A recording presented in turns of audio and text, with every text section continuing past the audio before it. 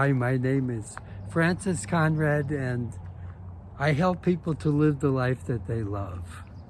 And the topic that we're going to explore today in this video, I think has to do with how to take ourselves deeper towards that life that we're looking for, the life that we love.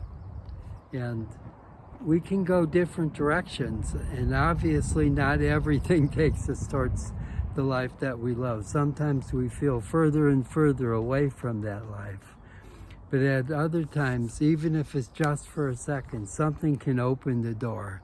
And it's like, wow, what just happened is so significant. What do we call that?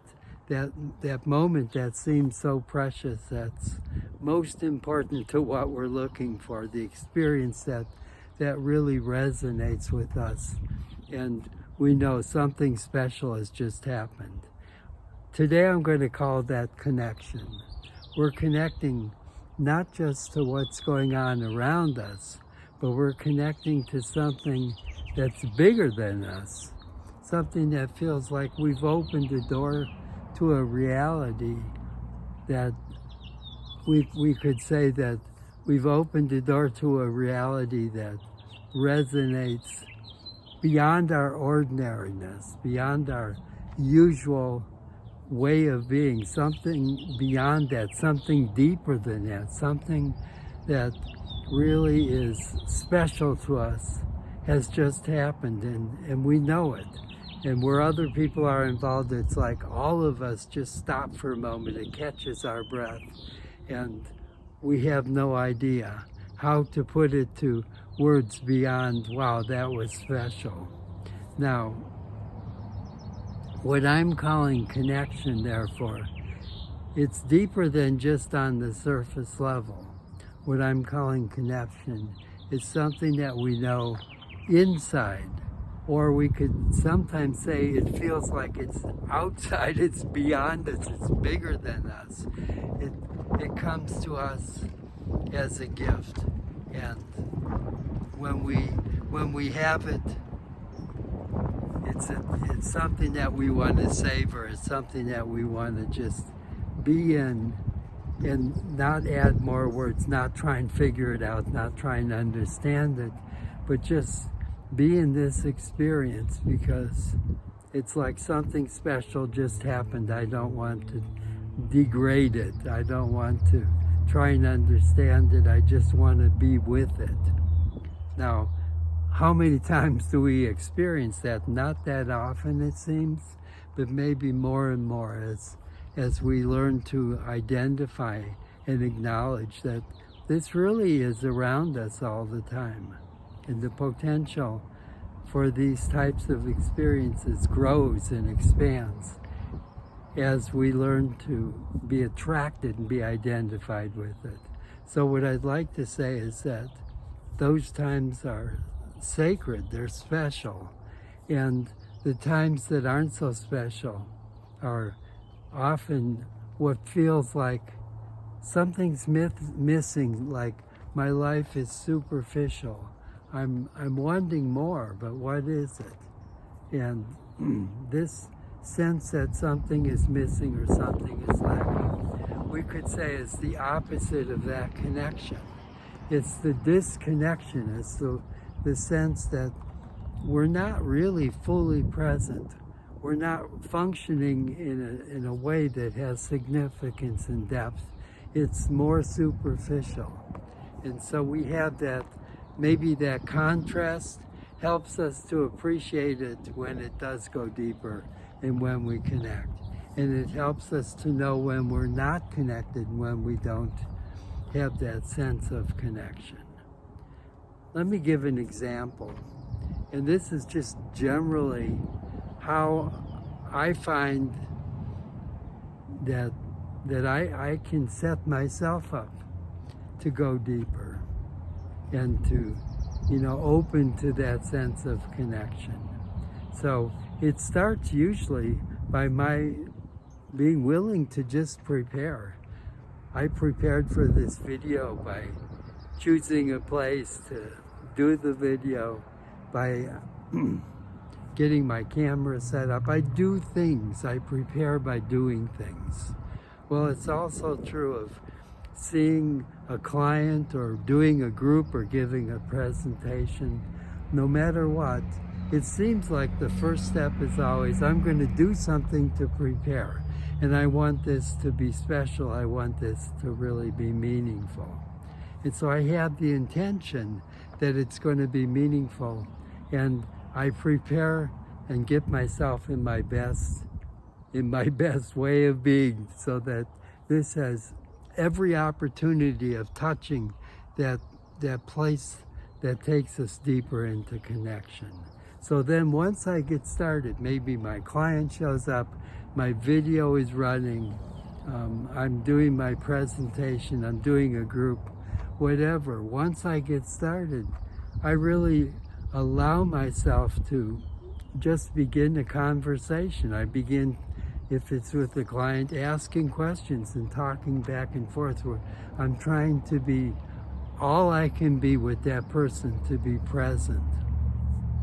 All I can be with myself, to be present to what I might, be feeling is something that wants to be said. It wants to be said because it's almost like as if my goal is not to connect things intellectually, but my goal is to come to that door that can open up and that has the ability to take us deeper. And I feel like, yes, I do have a part to play. I begin the conversation, but I also feel like there's a part of me that knows that when it happens, it doesn't come just from my own intellect. It's almost like it enters from a deeper place. And what enters is something that neither of us, either myself or the person or persons I'm working with, neither of us had any idea when that special moment would hit. We had no idea what would be said that would open that door. But boy, when the door is open, I step inside and oh my gosh, what did I just say? Where did that come from? It feels like it's bigger than me. And the truth is, it is bigger than my normal small sense of understanding.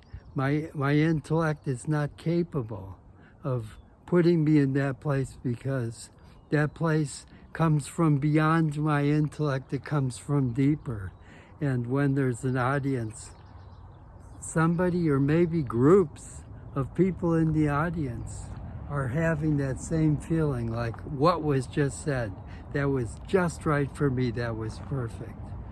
And once that perfection goes in, once I really acknowledge, wow, something special just happened, I don't want to beat it to death. I don't want to over-intellectualize it. I want to let it just simmer, let it settle, let it do its special work on what that means for me today, what it is that just happened.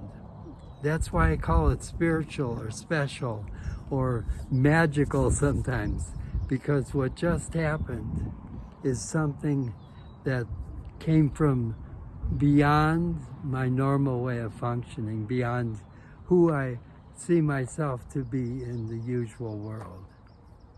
So we're beginning to uncover what we're talking about.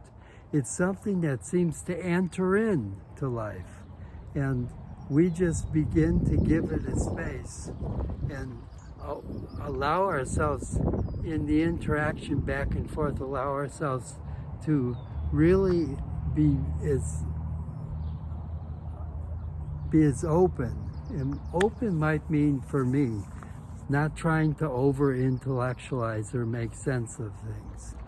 Open might be just to be really present and allowing conversations to evolve until that special moment. And when the special moment hits, usually we're aware of it. And it's like, just even for a second, something opened up that was special.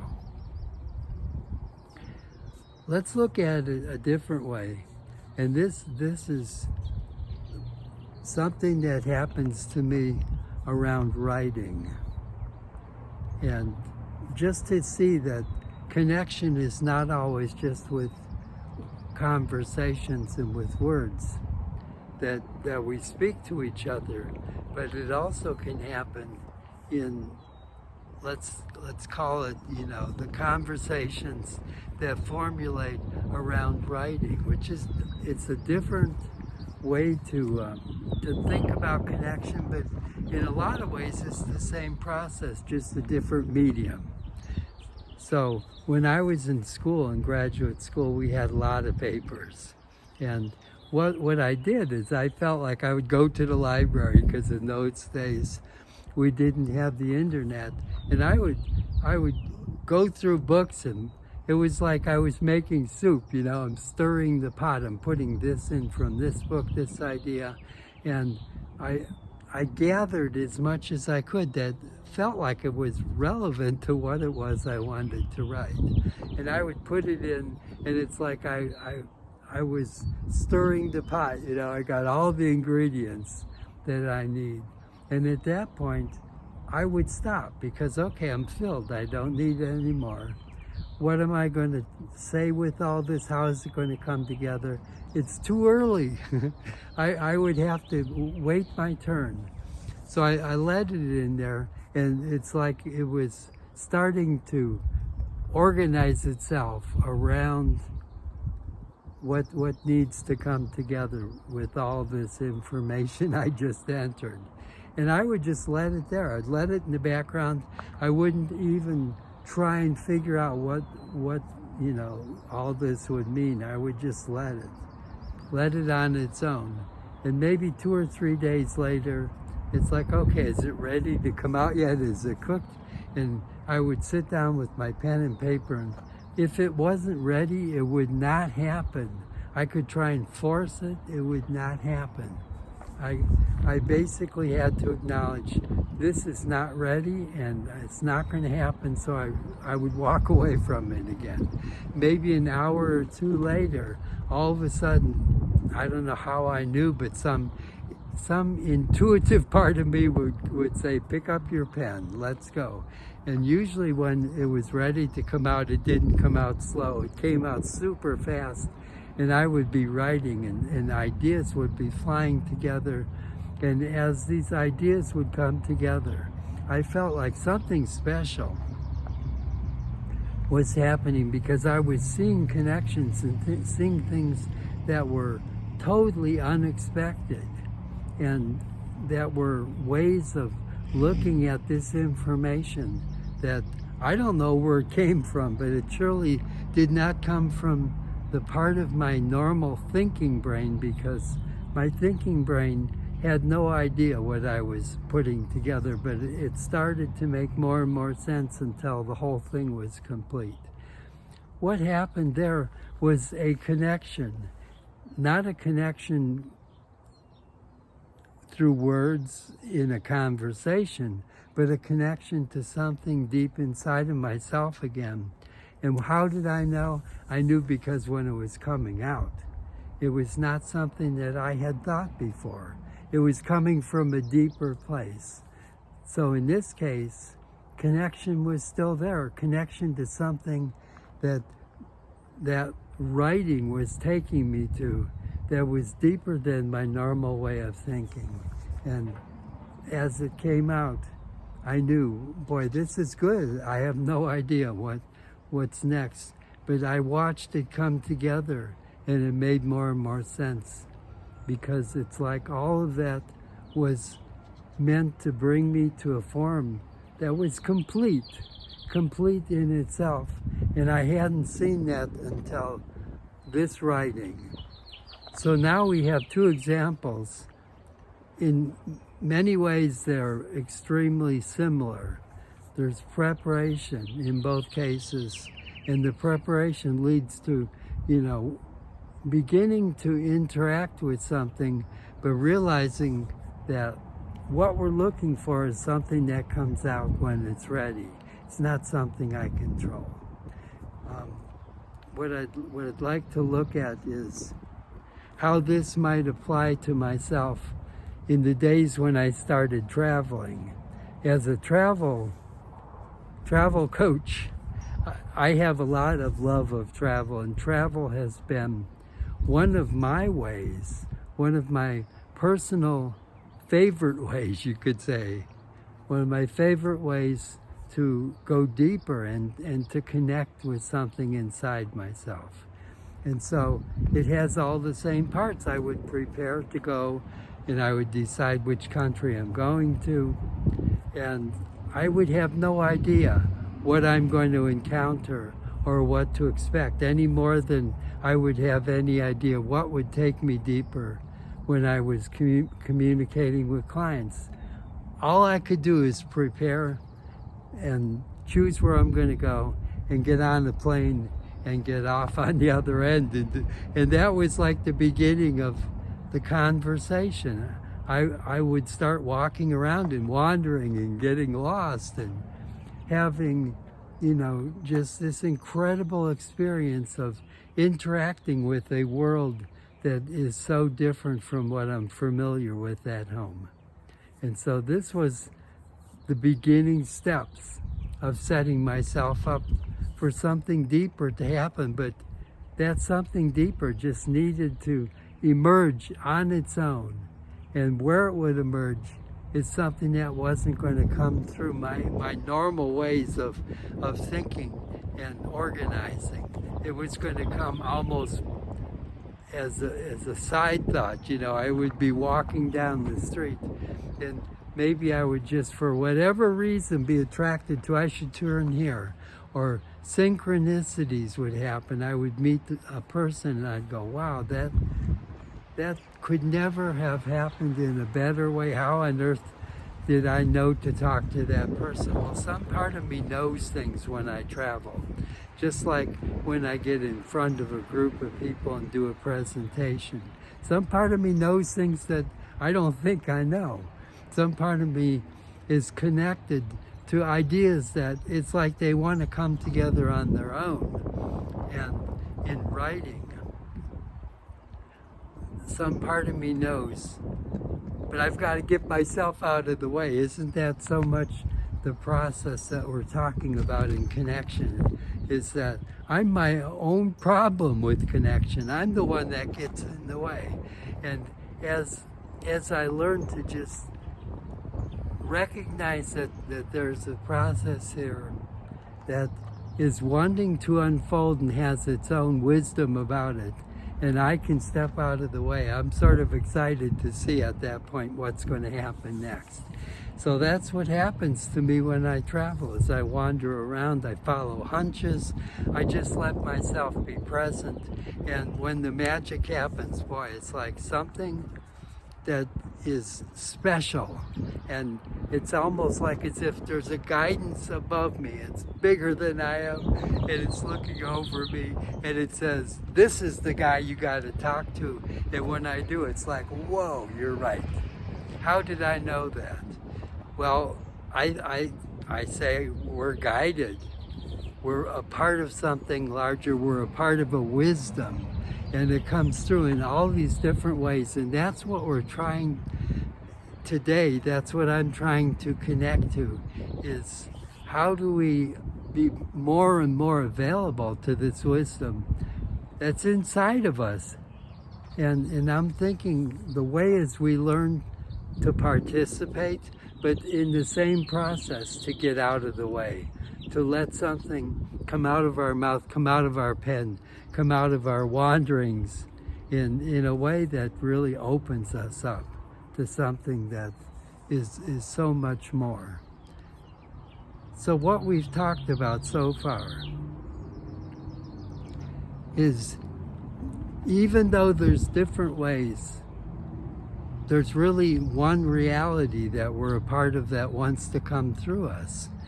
And even though we get in the way, we can also identify when it happens, because for even a second, a flash, something can happen through us, and we know, boy, we just tapped into something that's wiser and deeper and bigger than anything that was going on up until this moment. And that's what I think we're looking for in life all the time. The more disconnected I feel, the more I'm really aware that I'm longing to be connected. I'm longing for those flashes, those moments when I'm a part of something bigger again. I feel like I'm connected to something deeper in myself. When I feel like a group of us, or myself inclined individually, that somehow we share something that's beyond the surface. It's much deeper and it's much more real. And when that happens, it's such a gift. So what is it that really brings us to a life we love? Well, that life is already a part of so many things that we do. Our writing, our conversations, our traveling. It's a part of so much more.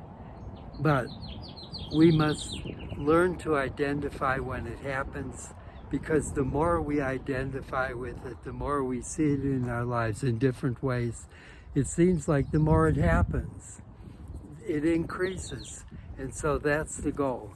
And when we're aware that we're not there, that we're disconnected, I think what's really going on is like a wake-up call saying, this isn't it.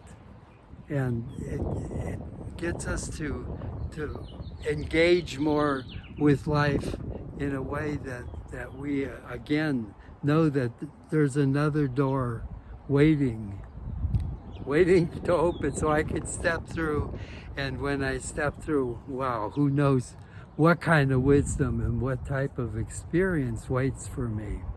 So today, I want to just bring this to a conclusion. And hopefully, I've shared with you how it is that we connect, and we're part of something that we all share that's bigger than any one of us.